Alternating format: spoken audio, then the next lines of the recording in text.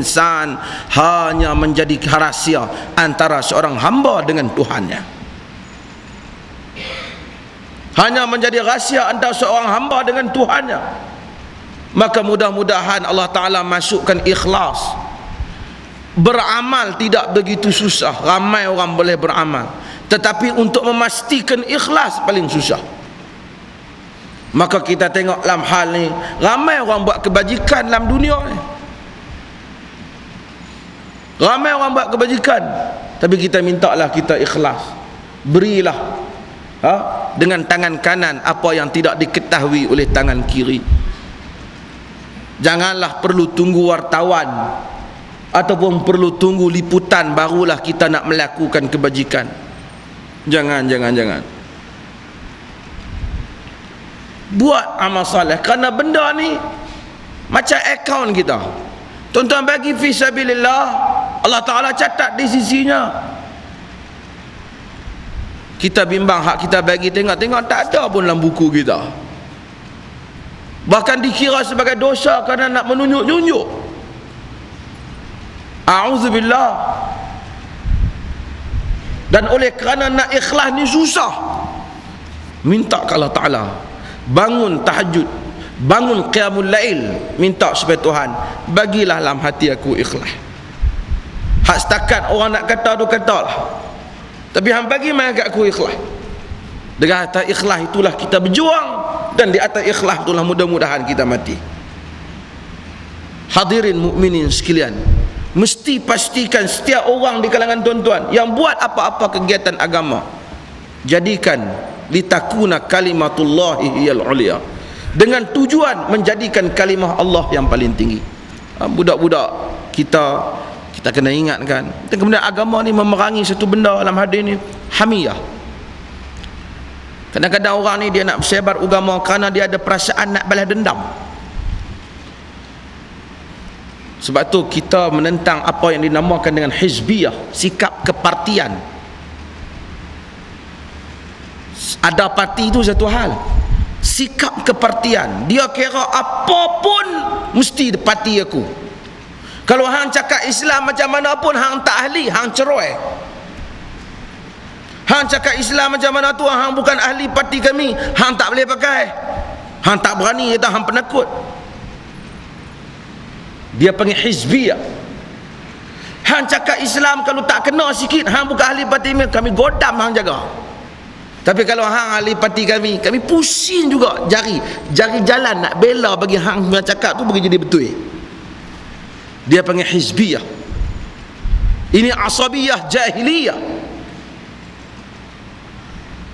yang diperangi.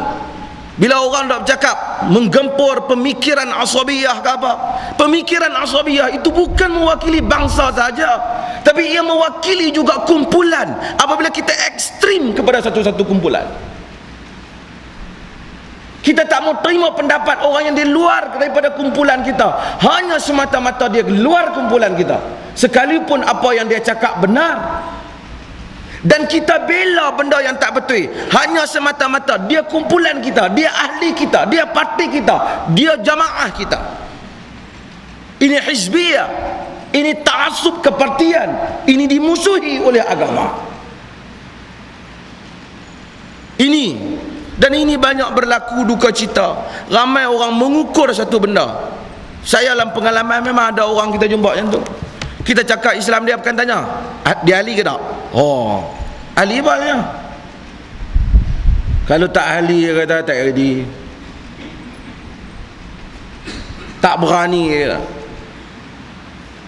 Kita kata kita ahli, kita telah daftar keahlian itu dengan asyhadu an la ilaha illallah wa asyhadu anna muhammadar rasulullah. Pemikiran kita, pemikiran sunnah ini, pemikiran kitab dan sunnah merangkumi setiap kawasan, setiap detik, setiap dataran, setiap sempadan, setiap jamaah, setiap kelompok bangsa dan setiap kabilah.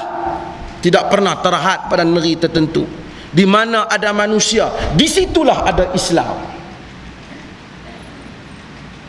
Orang Palestin kita tak kenal pun, adik-beradik kita pun tak, tapi oleh kerana dia ditindas di sana, kita bela dia selagi kita mampu. Kita tak pernah tanya hang ahli kami ke hang bukan ahli kami, hang isi borang ahli ke tak. Ini semua perangai jahiliyah, asabiyah jahiliyah yang mesti dibuang, yang disebut sebagai hizbiyah. Nak berparti itu tak apalah, terpulanglah masing-masing, tapi jangan melampau.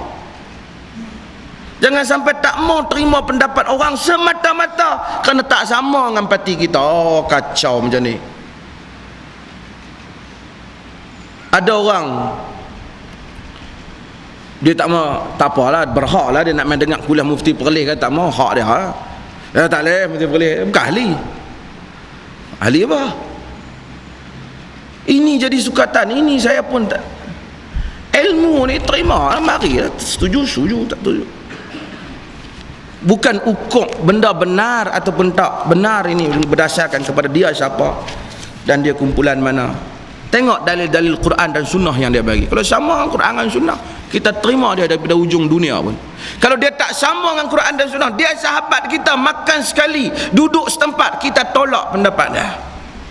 Walaupun dia kata saya sunnah, saya ahli sunnah, kita tolak.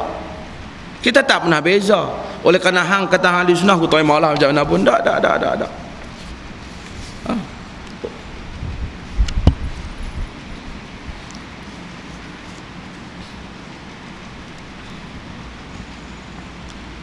Boleh darus sunnah di tempat lain gejala sosial pergaulan bebas, pakaian dedah aurat terutama di kalangan generasi muda semakin teruk.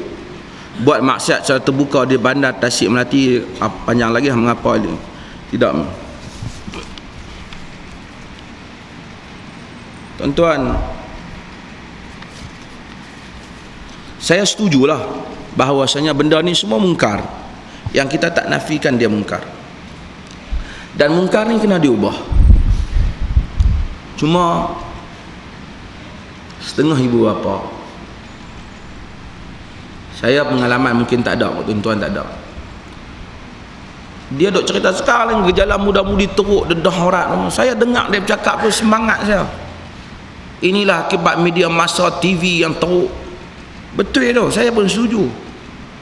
Pecara-pecara lain TV tu melampaui batas lah kadang-kadang. Tiba-tiba anak perempuan dia balik, anak dia pun tak tutup aurat. Jadi bila dia masuk, kita pun jadi terkejut. Dan dia nampak daripada muka kita tu bahawasanya kita terkejut anak dia tak tutup aurat. Dia cakap kemas tadi, tapi kita tak tanya lah, itu urusan dia lah kan. Dia perasan lah kita terkejut tu. Dia tak tengok anak saya pun ni kerajaan punya pasal. Saya bukan kata kerajaan protes saya tak pernah kata, dan saya bukan apa nama pemerintah ke apa, tapi saya tak pernah kata.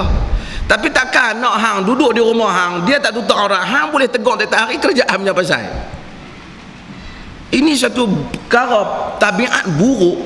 Semua benda dia salah orang, dia sendiri dia tak salah. Hang sebagai bapa, ayat berapa memang ayat Al-Quran menyuruh pemerintah melakukan al-amru bil ma'ruf wa nahi 'anil munkar, tapi dalam masa sama tidakkah ayat Quran juga menyuruh ibu bapa memelihara anak-anak mereka daripada jatuh ke dalam neraka?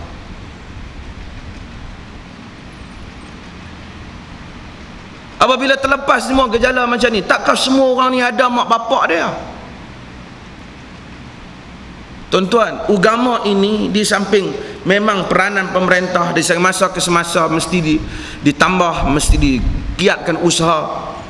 Alladzina immakkannahum fil ardh aqamus salah wa atawuz zakah wa amaru bil ma'ruf wa nahaw 'anil munkar. Orang yang diberikan kekuasaan di atas muka bumi, mendirikan salat, menunaikan zakat, menyuruh pada ma'ruf dan mencegah daripada yang mungkar. Tanggungjawab mesti dilakukan. Dan kita orang agama yang berada berusaha supaya benda ni bergerak. Tapi takkanlah ibu bapa tak melakukan tanggungjawab itu. Tidakkah semua anak-anak tu anak-anak Melayu belaka yang mengaku Islam? Pak dia takkan tak ada. Hadirin mukminin sekalian, masalah dia, saya setuju bahawasanya semua pihak bertanggungjawab, saya setuju. Kemudian dia tanya sini, habis tu kenapa kita buat nama Perlis Darus Sunnah? Habis tu dah teruk, takkan kita nak buat Darul Punah lah? Kuih dah tak elok, nak buat kuih lagi tak elok. Mudah